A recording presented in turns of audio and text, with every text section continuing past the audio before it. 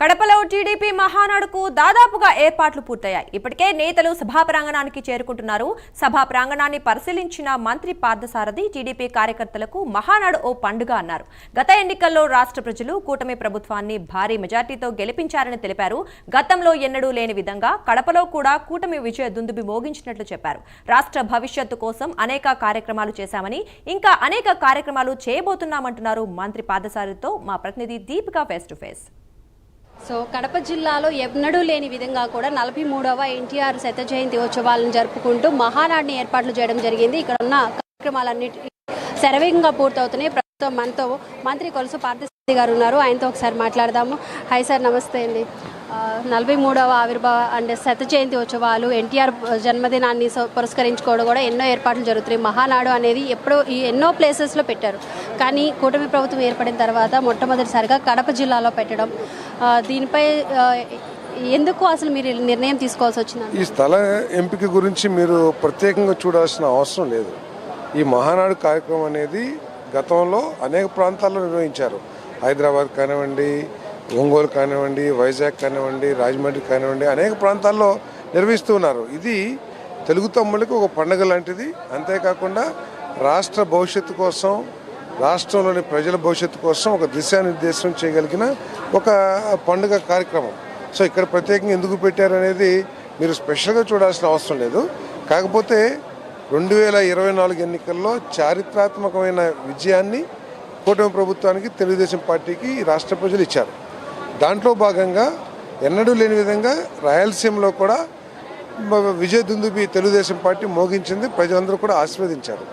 So అంతేకాని ఇక్కడ ప్రత్యేకమైన కారణంతోనో లేకపోతే వేరేది మీరు ఊహించక్కర్లా, స్పెక్యులేట్ చేయక్కర్లేదని నేను భావిస్తున్నాను. అలాగే నారా లోకేష్ గారు యువగాలం పాదయాత్రతో ఆయనకంటూ ఒక గుర్తింపు తీసుకొచ్చారు. పార్టీ బాధ్యతల్ని మోయగలిగే కెపాసిటీ కూడా ఆయనకు వచ్చింది అని కూడా చాలా మంది అన్నారు.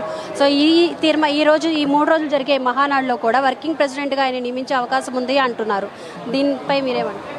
అవకాశం అది పెద్ద సమస్య కాదు. ఎందుకంటే ఇప్పటికే పార్టీ ఆయన సూచనలతోనూ లేకపోతే యువగాలంలో ఆయన పొందిన అనుభవంతో కానివ్వండి, ప్రజా సమస్యలు, రాష్ట్ర అభివృద్ధి, పారిశ్రామిక అభివృద్ధి, వీటన్నిటి పట్ల ఆయనకున్న అవగాహన ద్వారానే ఈ రాష్ట్రంలో చాలా కార్యక్రమాలు ఆయన సూచనలతో కూడా నడుస్తుంది. కాబట్టి ఆయన undisputed leader for Telugu Desam party. Chandrababu Naidu గారు, తర్వాత లోకేష్ గారు ఈ తెలుగుదేశం పార్టీకి, మా అందరికీ కూడా నాయకులు. భవిష్యత్తులో లోకేష్ గారు నాయకులు.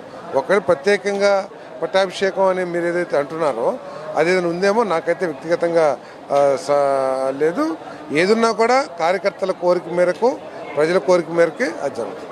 అలాగే ఇక్కడ ఏదైతే జరుగుతుందో కార్యక్రమాలు, తీర్మానాలు కూడా కొన్ని తీసుకోబోతున్నారు, ముఖ్యమైన తీర్మానాలు అంటున్నారు. వాటిలో కొన్ని మా కోసం చెప్తారు? అది సహజం.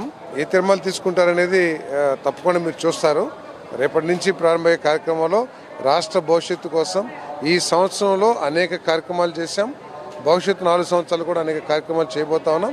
వాటన్నిటి గురించి కూడా చర్చిద్దాం. Thank you so much sir. So మొత్తానికి కడపని ఒక వేదికగా తీసుకోవద్దు అంటే, ఏదైతే కూటమి ప్రభుత్వం అధికారంలోకి రావడానికి కడప జిల్లా కూడా ఒక ముఖ్య కారణమే అని చెప్పుకోవచ్చు. ఇప్పటి వరకు ప్రజలు ఏంటి, ఎవరు ఎలాంటి వాళ్ళు అని గ్రహించి మాత్రము ఓట్లు వేశారు. కడపలో కూడా దుందుబి మోగించింది కూటమి ప్రభుత్వం అని తెలుస్తున్నారు. అలాగే ఇక్కడ కొన్ని తీర్మానాలు అయితే తీసుకున్నారు. పార్టీ అధ్యక్షులు ఎలాంటి నిర్ణయాలు తీసుకున్నా ఇప్పుడు నారా లోకేష్ గారి పట్టాభిషేకం కానీ, అలాగే ఆయన వర్కింగ్ ప్రెసిడెంట్గా నియమించే అవకాశం ఉంది అని అంటున్నారు. కాబట్టి సో అలాంటి కార్యక్రమాన్ని కూడా నిర్వహించినా కూడా మేమందరము స్వీకరిస్తాము అంటూ కూడా పార్థసారథి గారు చెప్తున్నారు. అభివృద్ధి మా లక్ష్యంగా కూడా ముందుకెళ్తుంది కూటమి ప్రభుత్వం అంటున్నారు. అన్ని సంక్షేమాలను కూడా అమలు చేస్తూనే వస్తుంది కూటమి ప్రభుత్వం. ఇప్పటి వరకు చేసినవన్నీ కూడా ప్రజలు చూస్తూ ఉన్నారు. సో ఈసారి ఇంకా ఏదైతే 11 సీట్లు వచ్చినాయో వైసీపీ ప్రభుత్వానికి, ఆ 11 సీట్లు కూడా రాకుండా అయిపోయేలాగా ప్రజలకి తెలుగుదేశం పార్టీ అలాగే కూటమి ప్రభుత్వము చేస్తున్న కార్యక్రమాలను బట్టి ప్రజలు అర్థం చేసుకుంటున్నారంటూ కూడా కొలుసు పార్థసారథి గారు చెప్తున్నారు. ఇక్కడైతే ఏర్పాట్లన్నీ ఘనంగా జరుగుతున్నాయి. ఇది ఇక్కడ ఉన్న అప్డేట్స్. కెమెరామెన్ రాకేష్తో దీపిక, మహానాడు ప్రాంగణం నుంచి.